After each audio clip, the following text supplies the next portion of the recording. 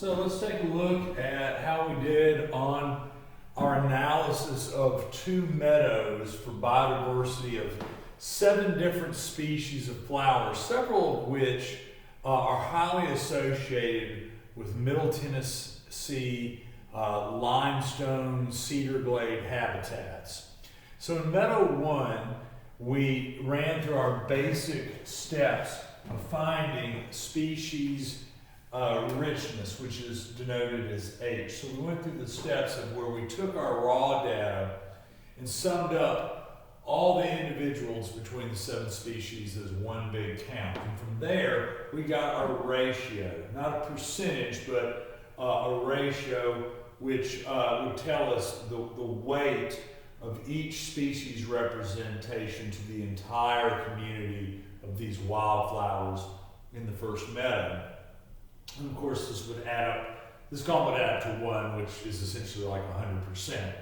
Then the next step is that you take the negative log of each of these ratios, and then you multiply the ratio times this negative log here. So each row has this done to this. So this column is multiplied by this column.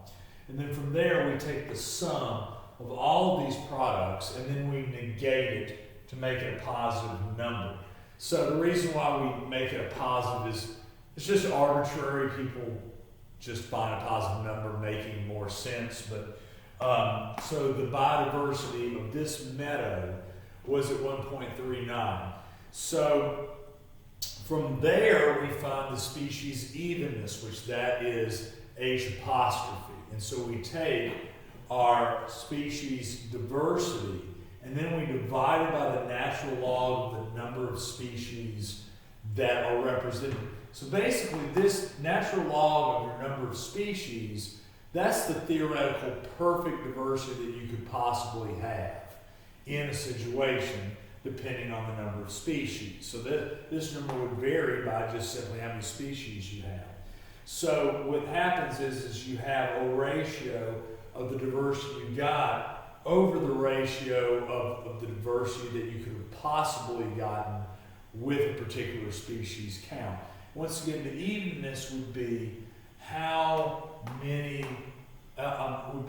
close all these numbers would be to each other. So even if you didn't have that many of a species, it could be of each species, it could be even in the sense that they all are pretty much close to the same amount. So it would say that basically the habitat of the meadow is pretty good for that particular community of species as a whole. Meadow 2, we do the exact same steps, and not surprisingly, we find that it is both higher in species richness of 1.91 and much higher, of course, in species evenness. We don't have the situation we have here where we have very asymmetrical data ranging from 2 to 63. When you have a wide range between species counts, it's going to drop down your species evenness. However, here, our low to high is much lower, our lower value being 27 and our higher value being 63. So as you can see, just the sheer difference between the lowest and highest number is much narrower, and that's going to be reflected in a higher evenness count. So we can say that Meadow 2 really is a good type of habitat for promoting wildflowers that are highly associated with these Middle Tennessee limestone-based cedar glades. As a matter of fact, some of these species, like Tennessee coneflower, are considered very rare and are found only in that particular habitat. This species actually was on the federal endangered species list for quite some time, but it has been a restoration success story, so its numbers have come up enough to where it is taken off the endangered species list. We have several other species like prairie clover and fame flower. While they may not necessarily be critically endangered, still are very associated with a particular habitat. Something like, say, a black-eyed Susan, however, is a much more general species, can be found in a variety of habitats. So how do we interpret this data? We would certainly really need to know more about these communities But I could give you a basic set of guesses. If this was in one piece of land that was 80 or 100 acres in size, there could be a variety of factors that could be creating a difference between the biodiversity in Meadow 1 and the biodiversity in Meadow 2.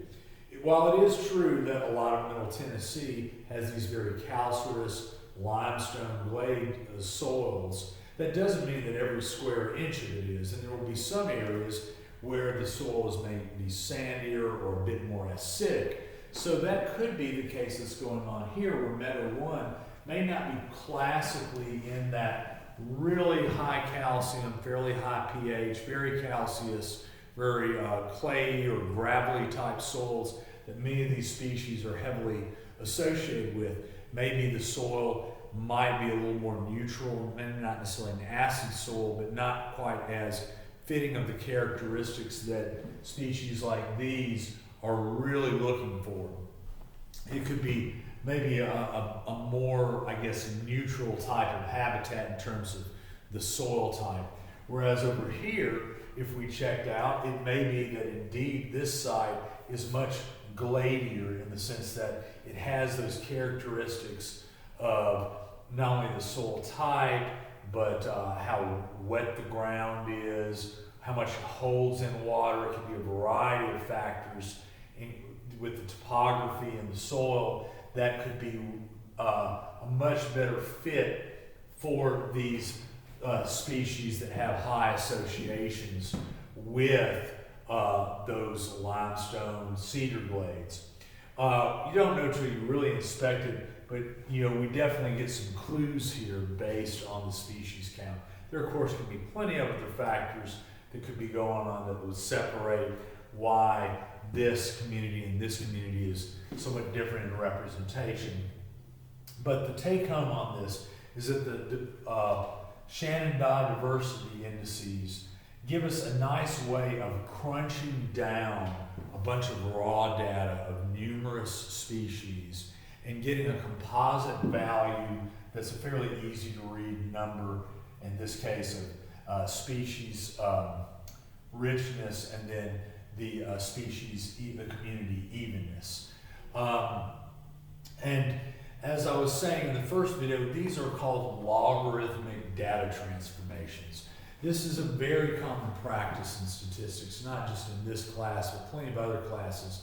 Those of you who've had chemistry will be familiar with a value called, well, pH, how acidic or base a solution or a soil is. And that is actually a raw number of the concentration of acid molecules in a solution that has been transformed into its base 10 logarithm from what's a really big unwieldy number into a small number.